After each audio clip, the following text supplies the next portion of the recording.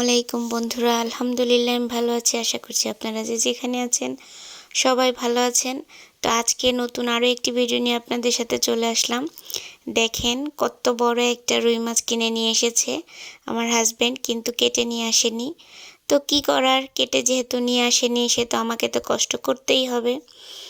আর এই তো পরে আমি মাছটাকে সুন্দর করে খোসাগুলোকে ছাড়িয়ে নিয়ে এখন কাটতে বসে গিয়েছি। আর মাছটা কাটতে হবে একদম হিসেব মতো, কারণ আমরা মধ্যবিত্ত ফ্যামিলির মেয়েরা সংসারটা করতে হয় খুব হিসেব করে।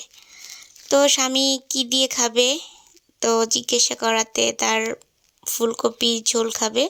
তো পরে আমি ফুলকপি আর নিয়ে এসেছে নতুন আলু, যার জন্য আমি নতুন আলু নিয়ে আর ফুলকপি নিয়ে কাটতে বসে গিয়েছি।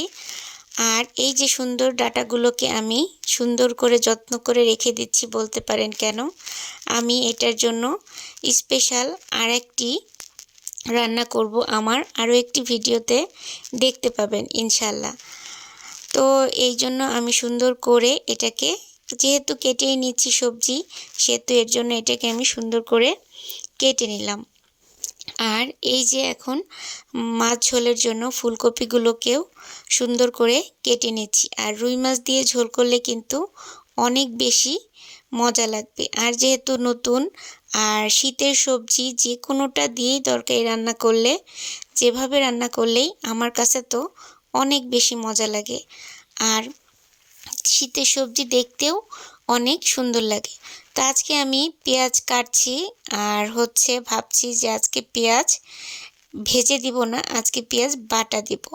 তো এই জন্য আমি পেঁয়াজগুলোকে একটু মোটা মোটা করে কেটে নিচ্ছি, যেহেতু বেটে নিব সেই জন্য পেঁয়াজগুলোকে মোটা মোটা করে কেটে নিয়েছি। তো মাছটাকে সুন্দর করে ধুয়ে নিয়ে এখানে আমি হলুদ মরিচ আর লবণ দিয়ে মাখিয়ে নিচ্ছি। আর এখন হালকা করে একটু মাছগুলোকে ভেজে নিব।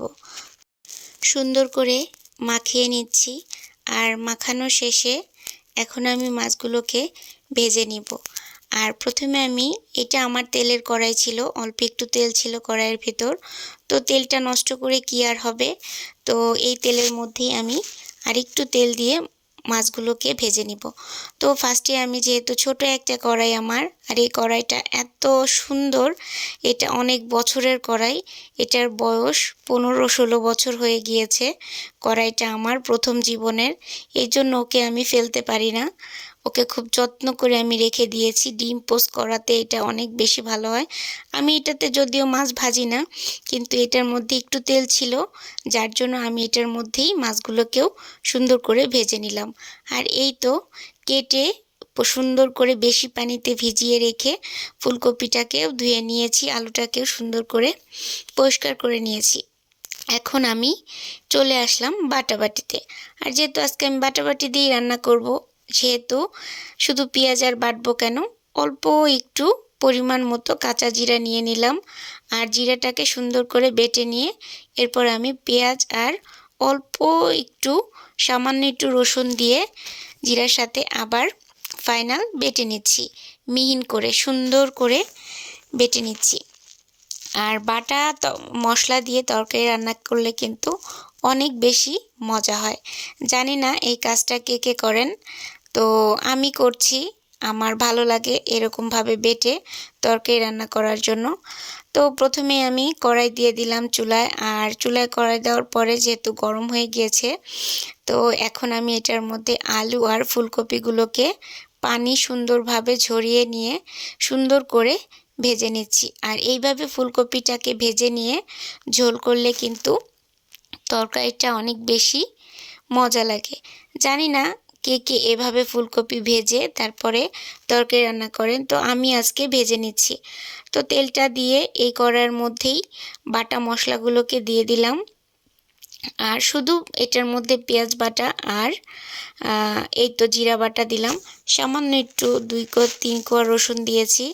তো এখন আমি সুন্দর করে, যেহেতু আমার মাছ ভাজিতে তেল আছে এবং ফুলকপিতে তেল আছে, তাই আমি এখানে খুবই অল্প পরিমাণে তেল দিয়ে নিয়েছি। কারণ বেশি তেল দিলে তরকারিতে তেল লাগে, ভালো লাগে না। আর এই জন্য আমি সামান্য একটু পানি দিয়ে সুন্দর করে তরকারিটাকে কষিয়ে নিয়েছি। তো হঠাৎ মনে পড়লো একদম দেশি বিচিওয়ালা সিম আছে, তো আমার জন্য কটা সিম দিয়ে দেই। তো তরকারির মধ্যে আমার জন্য কটা সিমও দিয়ে দিয়েছি। আর শীতের সবজি অনেক মজাই লাগবে। আর যেহেতু ঝোল, তো সব কিছু ভেজে নিয়েছি, এই জন্য আমি ঝোলের পরিমাণটা অল্প পরিমাণে দিয়ে দিয়েছি। আর এখন আমি ঝোলের মধ্যে মাছগুলোকে দিয়ে দিচ্ছি। জানি না আমার ভিডিওটা কার কাছে কেমন লাগবে। তো যদি ভালো লাগে তাহলে অবশ্যই লাইক, কমেন্ট এবং সাবস্ক্রাইব করে আমার পাশে থাকবেন। আর এরকম রুই মাছের ঝোল কে করে খান বাসায় অবশ্যই জানাবেন। আর টমেটো তো দিতেই হবে, তো টমেটো দিয়ে দিয়েছি আমি। আর শীতের তরকারি বলে কথা, ধনিয়া পাতা ছাড়া কি আর চলে? তো ধনিয়া পাতাটাও আমি সুন্দর করে তরকারির উপর দিয়ে দিলাম। কমেন্টে অবশ্যই জানাবেন আমার ভিডিওটা কেমন লাগলো। আর এই তো আমার ফাইনাল তরকারিটা হয়ে গেল, রুই মাছের ফুলকপির ঝোলের তরকারি, শীতের সবজি। তো আজকের ভিডিওটা এ পর্যন্তই। আল্লাহ হাফেজ।